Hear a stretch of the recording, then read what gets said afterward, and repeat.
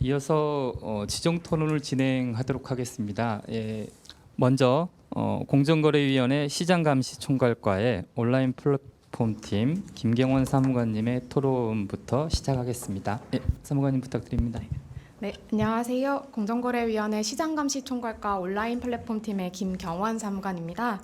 우선 온라인 플랫폼과 관련된 다양한 이슈에 대해서 공정거래조정원과 소비자원의 전문성과 그 업무 경험을 녹여서 유익한 발표해 주신 발표자분들께 감사 인사드립니다. 현재 플랫폼 자율규제 관련 업무를 담당하고 있는 실무자로서 오늘 이 시간이 앞으로 플랫폼 이슈에 대해서 어떻게 대응하고 자율규제를 어떻게 풀어나갈 것인지에 대해서 고민하는 시간이 되었습니다. 오늘 제게 주신 시간을 활용해서 현재 공정위에서 플랫폼 자율규제와 관련해서 추진하고 있는 내용과 저의 생각들을 간략히 덧붙여서 말씀드리도록 하겠습니다. 잘 아시다시피 최근 정부에서는 플랫폼의 혁신성과 역동성을 유지하기 위해서 플랫폼 분야의 공정거래 질서 확립 방안으로 자율규제를 추진하기로 하였습니다. 그래서 이에 따라서 지난 7월에는 관계부처 간의 일관된 정책 대응을 위해서 범부처 플랫폼 정책 협의체가 구성이 되었고 바로 지난주 금요일에 민간 중심의 플랫폼 자율기구가 출범을 했습니다. 그래서 앞으로 공정위, 과기부, 방통위, 개보위 등 이 지원 부처들의 지원을 받아서 갑을, 소비자, 데이터 AI, ESG 분과 이렇게 나눠서 자율규제에 대한 논의가 진행될 예정이고요. 특히 갑을부가 같은 경우에는 공정거래조정원이 간사기관 역할을 맡아주시기로 해가지고 앞으로 좀 많은 도움 주실 것으로 기대하고 있습니다. 그래서 플랫폼 자율규제가 그러면 어떤 내용을 담아서 어떤 방식으로 진행될 것인지에 대해서 많이들 궁금해하시는데 사실 이런 부분들까지도 전부 민간 주도의 논의를 통해서 결정될 것이기 때문에 현재 시점에서 플랫폼 자율규제가 이런 모습으로 나아갈 것이다라고 정부 측에서 이렇게 단정적으로 말씀드리기는 어려운 상황입니다.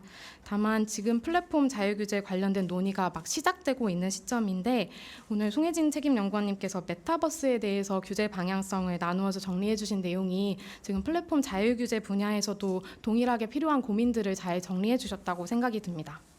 오늘 연구원님께서 메타버스 분야의 소비자 이슈를 먼저 정리를 해주시고 그 다음에 이제 규제 방향성에 대한 논의를 정리해주신 것처럼 이 자율규제 방안이 실효적으로 도출되기 위해서는 우선 이 플랫폼의 각 분야에서 해결이 필요한 문제가 무엇인지 특정하는 것이 선행되어야 될 것 같습니다.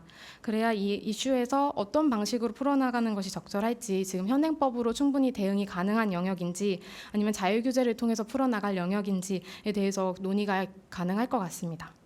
그래서 가령 플랫폼과 플랫폼 간 관계에서 이루어지는 반경쟁 행위, 자사우대라던가 배타조건부 거래 행위 이런 것들은 현행 공정거래법 규율 대상에 해당되는 문제이기 때문에 이거는 현행법의 지속적인 집행을 통해서 해결해 가야 할 문제라고 생각을 하고 있고요. 반면에 플랫폼과 거래 당사자 간의 협의를 통해서 해결이 가능한 이슈들 같은 경우에는 플랫폼이 내부적으로 시스템을 마련한다거나 표준계약서나 표준약관을 업종에 따라서 도입을 한다거나 자율규약이나 상생협약 등의 방식으로 다양한 자율규제 형태가 나와서 문제를 해결하는 방향이 될 수 있을 것 같습니다. 그래서 결국 이 자율규제를 도입하는 범위, 형태, 정부의 역할 등은 우리가 플랫폼 시장에서 어떤 이슈를 해결하고자 하는가에 따라서 달라질 것이라고 생각을 합니다. 그래서 오늘 김건식 센터장님께서 온라인 플랫폼 분야의 분쟁 해결 신청 건수를 바탕으로 해서 플랫폼 시장에서 실제 어떤 문제가 주로 발생하고 있는지를 잘 짚어주셨다고 생각이 듭니다. 특히 검색 노출 순서나 이용 후기, 반품 환불 등과 관련돼서 플랫폼의 내부 규정에 대해서 플랫폼 참여자들이 이의 제기를 하거나 불만을 제기하는 문제 등에서 많은 문제가 비롯되는 것 같은데요. 이 플랫폼 사업자들 같은 경우에는 자신의 플랫폼 생태계에서 이루어지는 거래의 규칙들을 대부분 스스로 정하는 구조입니다. 그렇기 때문에 저도 민원을 받아보면 이 플랫폼 사업자가 일방적으로 내부 규정을 설정하고 그 규정에 따라서 결정이나 판단을 일방적으로 내리기 때문에 그걸 신뢰할 수 없기 때문에 발생하는 민원이 많은 것 같습니다. 근데 다만 이 민원 내용을 보다 보면은 플랫폼의 내부 정책 설정이 그 세세한 내용까지 정부에서 전부 가이드라인을 제공하기도 어렵고 또 그게 공정거래법 위반에 이를 정도로 위법한 경우도 많지 않기 때문에 사실 이상적으로는 이 자율규제의 취지에 맞춰서 플랫폼 사업자들이 자율적으로 그 내부 규정이 보다 공정하게 설정될 수 있도록 하고 그 입점업체나 소비자분들이 납득할 수 있게 신뢰할 수 있게 집행하는 부분들에 있어서 노력이 이루어져야 할 것이라고 생각을 하고 있습니다. 그리고 그런 노력을 촉진하는 차원에서 오늘 제안해 주신 대로 검색 배열 순서나 이용 후기 정책 등과 관련해서 투명성을 높인다거나 계약서 작성이나 교부에 있어서의 투명한 관행을 정착시킨다거나 또 자체적인 분쟁 해결 시스템을 구축할 필요성이 있다는 데에 대해서는 저도 전적으로 공감하고 있는 바이고요. 앞으로 이 자율규제의 틀에서 이런 방안들에 대해서 논의가 좀 잘 이루어져서 각 업계별로 말씀해 주신 부분들에서 좀 진전이 있기를 기대하고 있습니다. 또 공정위에서는 이런 노력을 지원하기 위해서 지금 공정거래 자율준수 프로그램이 운영되고 있는데 그 부분을 활용해서 이제 플랫폼 사업자들이 자율규제에서 성과가 있는 경우에 가점을 준다거나 하는 방식으로 좀 인센티브를 부여하는 방안을 고려하고 있습니다. 다만 이 플랫폼 사업자들이 자체적으로 분쟁 해결을 하기 위해서 노력하고 그 결과와 과정에 대해서 신뢰받기 위해서 필요한 부분들이 무엇인가에 대해서는 사실 공정거래조정원이나 소비자원이 오히려 분쟁 조정 경험을 통해서 많은 정책적인 제언을 해주실 수 있을 것이라고 기대하고 있습니다. 다음으로 한은석 연구원님께서 이제 데이터가 플랫폼 경쟁에 미치는 영향에 대해서 데이터 과학의 관점에 대해서 분석을 해주셨는데요. 이 부분 굉장히 개인적으로 흥미롭게 들었습니다. 이게 앞서 말씀드린 것처럼 플랫폼과 플랫폼 간 경쟁 관계에서 발생하는 문제에서 현행 공정거래법을 어떻게 집행해야 될 것인가 하는 문제와 관련이 있는 것 같은데요. 이 플랫폼 시장에서 데이터의 중요성이라는 것은 사실 직관적으로는 모두가 이해하고 공감하는 반면에 관련 논문을 찾아보면 말씀해 주신 것처럼 경제학적인 관점에서 데이터는 비배제성, 비경합성을 가지기 때문에 경쟁 기업들이 얼마든지 데이터를 확보해서 서비스를 제공할 수 있다. 이런 논의가 상당히 많이 이루어지고 있는 것으로 알고 있습니다. 그래서 오히려 이 데이터 과학의 관점에서 이에 대응해서 플랫폼 시장에서 얼마나 데이터가 중요한가에 대해서 좀 신선한 시각을 제공해 주신 것 같아서 감사하게 생각하고 있습니다. 그리고 공정위도 마찬가지로 이런 데이터의 중요성에 대한 고민을 담아서 최근에 온라인 플랫폼 사업자의 시지 남용 등에 대한 심사 지침 제정안을 마련을 할 때 그 시장 지배력을 평가하는 고려 요소로서 이 데이터의 수집, 보유, 활용 능력 등을 고려해야 한다는 내용을 담은 적이 있습니다. 다만 이런 데이터의 중요성에 대한 부분이 모든 플랫폼 시장에서 공통적으로 통용되는 것은 아닐 것 같고요. 각 시장의 특성에 따라서 그 데이터가 그 시장에서 이용자의 고착에 미치는 효과라던가 경쟁 사업자의 접근 가능성, 데이터에 대한 접근 가능성이 얼마나 보장되고 있는지, 데이터의 이동성이나 상호 운영성이 얼마나 보장되고 있는지에 따라서 그 시장 특성에 따라서 좀 판단은 달라질 것 같습니다.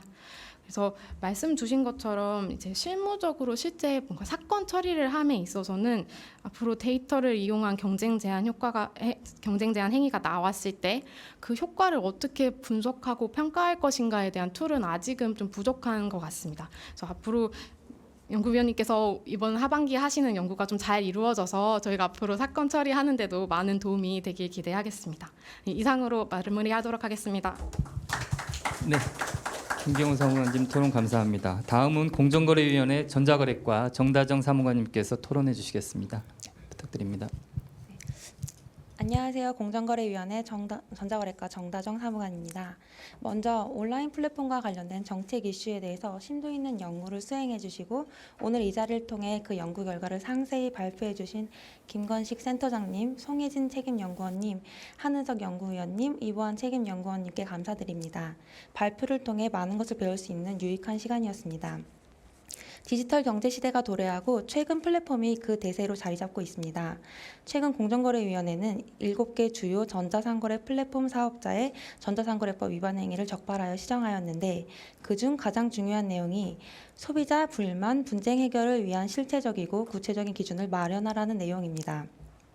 그동안 플랫폼에서 소비자 문제가 발생하면 플랫폼 사업자는 자신은 중개자에 불과하기 때문에 상품 거래에는 직접적인 책임이 없다며 소극적인 모습을 보여왔습니다. 그러나 플랫폼 사업자는 중개자이기도 하지만 단순한 중개자를 넘어서 그 플랫폼 안에 형성된 시장의 룰을 세팅하고 시장 참여자들을 조정하는 역할도 하고 있다는 점을 부정하기는 어렵습니다. 즉 플랫폼 사업자는 그 시장에서 소비자의 불만이나 분쟁이 발생할 경우 어떤 상황에서 누가 어떻게 책임을 지는지 또는 기책 사유가 누구에게 있는지 등 상황에 따라 소비자와 사업자들 간의 책임은 어떻게 분담하는지 등에 대해 룰을 마련하고 소비자에게 알리는 역할까지 해야 한다고 생각합니다. 공정거래위원회의 이번 결정을 통해 소비자들은 이러한 룰에 관해 보다 명확히 알 수 있게 되었으며 상품에 불만이 있는 소비자는 그 판매자 등을 대상으로 미리 정해진 룰에 따라 그 불만을 해결해 줄 것을 요구할 수 있게 되었습니다. 그에 따라 플랫폼에서의 전자상거래 과정에서 소비자 피해 구제가 보다 원활하고 신속히 이루어질 수 있게 되어 소비자 권익 보장이 강화되는 동시에 플랫폼 사업자 입장에서도 분쟁으로 인한 비용이 줄어드는 효과를 가져올 수 있을 것으로 기대됩니다. 다만 김건식 센터장님께서도 발표하셨듯이 플랫폼을 중심으로 사업자와 소비자 간 관계뿐 아니라 플랫폼 사업자와 입점업체 간에도 새롭고 다양한 형태의 분쟁이 많이 발생하고 있음에도 불구하고 이에 대한 분쟁 해결 시스템 구축은 의무화되어 있지 않습니다. 앞서 말씀드린 소비자 분쟁에 대한 전자상거래법 집행 사례가 플랫폼 사업자와 입점업체 간 분쟁에 대해서도 참고할 만한 우수 사례로서 역할을 할 수 있기를 바랍니다. 한편 앞서 송혜진 책임연구원님께서 발표하신 내용과 같이 오늘날 메타버스 시장의 규모가 급격히 성장하고 있는 상황입니다. 메타버스에서도 다양한 거래 형태가 나타나고 있고 소비자는 메타버스 플랫폼에서 직접 재화나 서비스를 구매하기도 합니다. 다만 그 과정에서 소비자의 권익이 충분히 보장받고 있는지에 대해서도 살펴볼 필요가 있습니다. 구체적으로 거래 과정에서 판매자의 신원 정보 및 거래 조건 등이 소비자에게 충분히 제공되고 있는지, 소비자의 청약 처리권이 보장되고 있는지 여부 등이 문제될 수 있습니다. 공정거래위원회는 현재 메타버스 플랫폼 내의 전자상거래 과정에서 소비자 피해가 발생하고 있는지 그 실태를 점검하고 있습니다. 그 결과를 바탕으로 소비자 피해가 발생하고 있다면 우선 전자상거래법 집행으로 해결할 수 있는 문제부터 적극 대응해 나갈 것이며 정책 제도 개선이나 자율 규제가 필요한 문제는 어떤 방식으로 규율이 이루어지는 것이 바람직한지에 대해 메타버스의 특성과 함께 깊이 있게 검토하도록 하겠습니다. 디지털 소비 시대가 도래하고 시장 환경이 근본적으로 변해도 알 권리, 선택할 권리, 안전할 권리 등 소비자의 기본권 보장은 변치 말아야 할 것입니다. 소비자24는 그러한 측면에서 소비자가 구매 여부를 결정할 때 필요한 중요한 정보를 충실히 제공해주고 리콜, 인증 정보 등 상품의 안전에 관한 정보를 손쉽게 볼 수 있도록 함으로써 소비자의 알 권리, 안전할 권리 등을 보장해주는 중요한 플랫폼입니다. 이보한 책임연구원님께서도 발표하신 온라인 소비자 정보 평가를 위한 분석틀에 따르면 아직 소비자에게 충분한 정보를 생산하여 효과적으로 전달하는 데 일부 한계점이 있을 수 있지만 점차 이 분석틀의 평가 결과를 참고하여 보완해 나간다면 소비자24가 소비자 기본권 보장의 대표 포털로 자리 잡을 수 있을 것으로 생각됩니다. 오늘 논의된 주제 이외에도 최근 소비자의 알 권리를 침해하고 합리적인 선택을 방해하는 뒷광고, 이용 후기 조작, 그리고 다크 패턴, 눈속임 상술과 같은 전자상거래 플랫폼에 소비자 기만 행위가 문제되고 있다는 점을 말씀드리고 싶습니다. 특히 소비자의 부주의함을 이용해 자동 결제, 개인정보 제공, 멤버십 연장 등을 유도하는 눈속임 상술에 대한 소비자 불만이 매우 큰 상황입니다. 저희 공정거래위원회는 이러한 소비자 기만 행위로부터 효과적으로 소비자를 보호하기 위한 방안을 고민하고 있습니다. 소비자원 정책연구실과 공정거래조정원 공정거래연구센터에서도 이 문제에 대해서 효과적인 대응을 함께 고민하고 모색해 나갈 수 있도록 앞으로도 깊이 있는 연구를 해 나가 주시기를 부탁드리겠습니다. 감사합니다. 네. 정다정 사무관님 토론 감사합니다. 마지막 지정 토론은 네 번째 주제였던 온라인 소비자 정보 평가를 위한 분석 틀 개발 연구에 이제 개발된 분석 틀을 직접 이제 적용해서 분석을 해본 공정위의 그 소비자24 운영의 실질적인 이제 그 운영 업무를 담당하고 계시는 소비자 종합 지원팀의 김태훈 조사관님께서 맡아주시겠습니다. 조사관님 부탁드립니다. 안녕하십니까. 저는 공정거래위원회 소비자안전정보과의 김태훈이라고 합니다. 저는 말씀하신 것처럼 이제 소비자 24의 실질적인 운영에 대해서 이제 여러 가지로 고민을 많이 했던 그런 시절이 있었습니다. 지금도 그렇게 많이 고민하고 있고 이번 연구 영역과 관련해서 이런 연구가 필요하지 않겠는가. 소비자 입사뿐만 아니라 이제 소비자들에게 정보를 제공함으로써 소비자가 좀 더 나은 구매 선택을 할 수 있는 그런 정보를 제공해줄 수 있는 그런 통로로서의 역할을 어떻게 해줄 수 있을 것인가, 어떠한 정보를 제공해줄 것인가, 이런 어떻게 해서 효과적인 정보 전달을 해줄 수 있을 것인가 이런 부분에 대해서 제가 연구를 해달라는 부탁을 제가 드렸습니다. 그래서 오늘 이와 같은 자리에서 제가 온라인 플랫폼과 관련해서 여러 가지 연구된 사례들을 제가 들을 수 있었던 이 상황이 너무나 감사한 상황이었고 이 시간에 제가 여러 가지 들어봤습니다만 이제 분쟁 조정이라든가 메타버스라든가 이런 부분에 대해서 상당히 좋은 시간이 됐던 것 같은데 특별히 또 이제 제가 또 관심이 또 재미있었던 부분은 저는 이제 데이터 과학에 한때 몸담았던 사람으로서 이제 그런 부분에 대해서 상당히 관심 있는 부분이 아닌가라는 생각이 들었고 나중에 이제 한성 위원님의 계속되는 이 연구 과제에 대해서 제가 상당히 기대가 많이 된다는 그런 생각이 듭니다. 그리고 이제 이보한 책임연구원께서도 이제 소비자원에서 여러 가지 연구를 많이 해주셨던 걸로 이제 제가 보이는데 소비자들에게 대해서 정보를 제공하는 부분이 상당히 중요한 부분이라고 생각이 됩니다. 플랫폼에서 제공해줄 수 있는 정보는 아마 한계가 있을 것이고 제공해주고 싶은 그 의지에도 아마 한계가 있을 거라는 생각이 들어요. 아마 리뷰라든가 후기라든가 이런 부분들이 있어서 이제 소비자들의 선택에 어느 정도 왜곡이 되는 측면이 있고 그런 점이라든가 아니면 소비자들에게 정보를 제공해주는 상품 정보를 제공해주는 온라인 플랫폼에서의 그 상세 정보를 제공해주는 부분에 있어서 한계 같은 것들이 좀 있을 것 같습니다. 이제 개인적으로 저의 개인적이라기보다 이제 저희 쪽에서 지금 사업을 진행을 하고 있는 것이 소비자 입사에서 상품의 인증을 받은 여부에 대한 정보를 소비자 입사에서 제공을 해주고 온라인 플랫폼에서 그것을 소비자에게 제공을 해줄 수 있는 그런 방안을 함께 협력하자고 했는데 이제 그런 부분에 있어서 이제 솔직히 조금 이제 적극적이지는 않았던 그런 부분들이 좀 있었습니다. 그러다 보니까 플랫폼 사업자가 그때 이 시점에서는 분쟁 조정 쪽 아까 말씀을 드렸을 때는 이제 플랫폼 사업자가 어느 정도 그 입점 업체들에게는 이제 상당히 이제 여러 가지 영향력을 행사할 수 있는 것처럼 보였음에도 불구하고 또 이제 저희 쪽에서 이제 같이 얘기했었을 때는 그런 부분에 있어서는 조금 입점 업체들의 반발이 예상된다라고 하는 측면에서 좀 소극적이라는 측면이 있었고 그래서 아까 이제 메타버스 쪽 말씀하셨을 때 잠깐 언급이 되었던 이행력 확보를 위한 이제 인센티브 부여 방안이라든가 이런 부분에 대해서 고민이 필요하다는 부분이 있었을 때 저는 상당히 그런 것이 필요하다는 점은 공감을 했지만 지금 당장 제가 이제 뭐 어떤 부분이 좀 도움이 될 거다라는 그것까지는 좀 더 연구가 필요하지 않겠는가 이런 생각이 듭니다. 인센티브 부여 방안이라는 것이 상당히 필요할 것 같고 플랫폼이 이제 정보 제공이라든가 소비자들의 보호에 있어서 좀 더 적극적인 역할이 많이 요구가 되고 있는 것이 아닌가 이런 생각을 저는 해봅니다. 그래서 플랫폼 쪽에서도 좀 역할을 좀 해줬으면 좋겠고 공정위 쪽에서는 이제 소비자 안전정보과에서 이제 소비자 안전 기본법에 대해서 제정을 저희가 좀 추진을 해볼까 하는 그런 시도가 있을 것 같습니다. 그리고 그 외에 이제 소비자원 쪽에서도 이제 지금 이제 플랫폼과 관련돼서 여러 가지 해줬죠. 플랫폼의 소비자와 관련돼서 어떤 정보를 생산할 것이냐 이런 부분에 대해서 고민이 될 텐데. 이제 소비자가 어떤 정보를 필요로 하는 것이냐에 대해서 좀 생각을 좀 해봤으면 하는 그런 생각이 듭니다.